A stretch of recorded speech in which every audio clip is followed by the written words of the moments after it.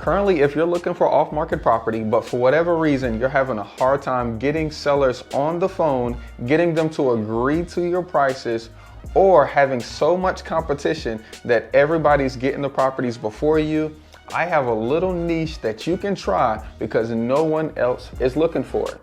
Now, hi, my name is Sawan Belcher. I'm a full-time real estate investor. I've been doing this business full-time for 7 years. And last week I just closed on a deal, okay? And I sold it while making $17,000 on the back and $6,000 in the front. Now, this deal we did find off market and got it direct from seller, but it was not like most of your average YouTube scenario videos, okay? We did not look for a rundown house. We did not look for code violations. We went for a particular type of person. We're gonna go over that in this video. Let's go.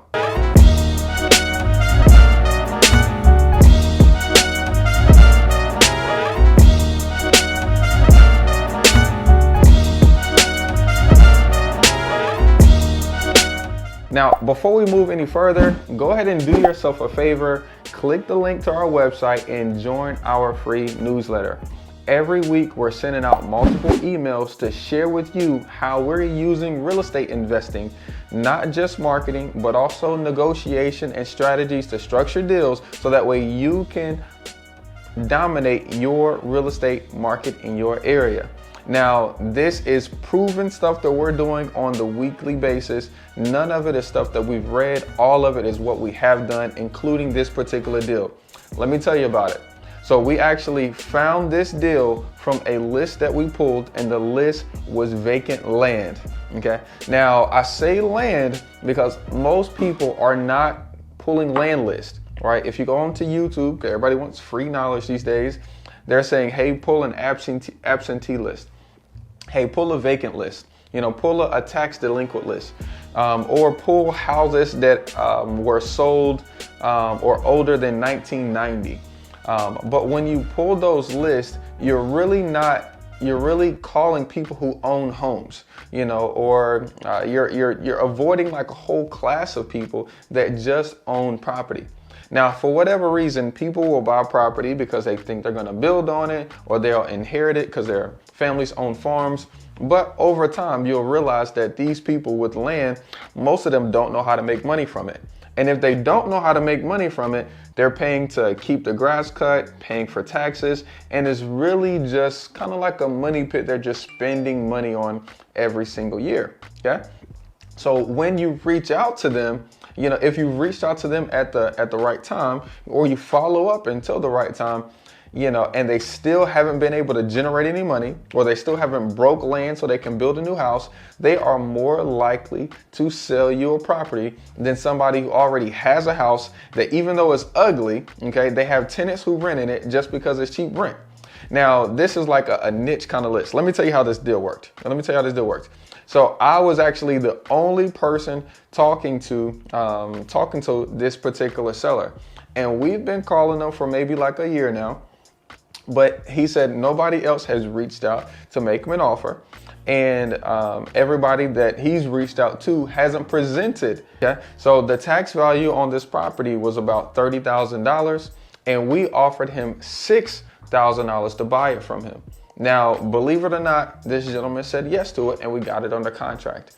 Now, before, when I was doing the business, my best strategy and easiest strategy was to take that contract. I would use a website like Triad Discount Homes. That's my disposition website.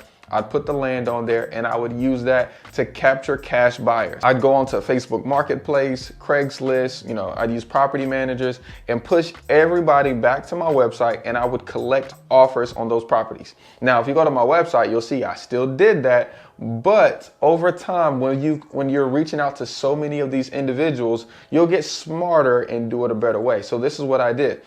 So I still put it up on my website to see what it would sell for, but I reached out to one of my partners and I say, hey man, we have an opportunity to buy this property. So when I say we, I mean the LLC that me and my partner own together. We can buy it for $12,000. We can list it for like $32,000. He said, cool, I'm in.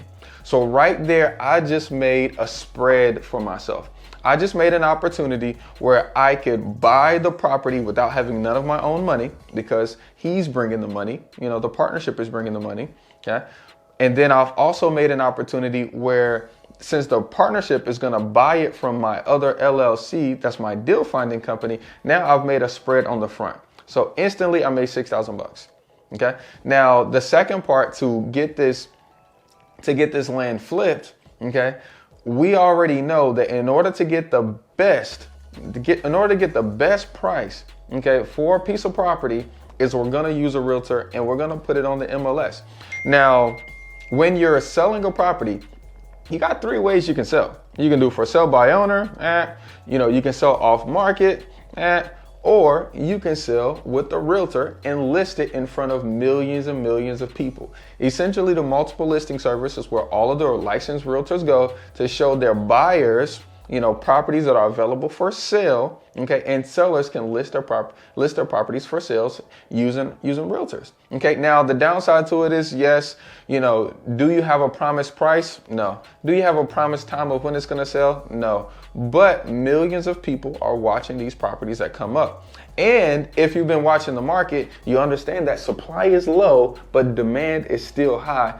That means we're probably gonna get the highest price for this property. Now, I told my realtor, hey man, look, we close on a Thursday. I want this property up on Saturday at the latest. So I want it up in 2 days. Surely enough, Saturday by noon, the property was up. Saturday at 6 p.m., we got a full price offering plus $1,000. Text over to my partner, hey man, I'm about to get you paid. Can we accept this offer? He didn't respond. I called him, he was in a deer stand hunting. We accepted the offer, got a deposit on yesterday. So look, this thing is not easy, guys. When you actually know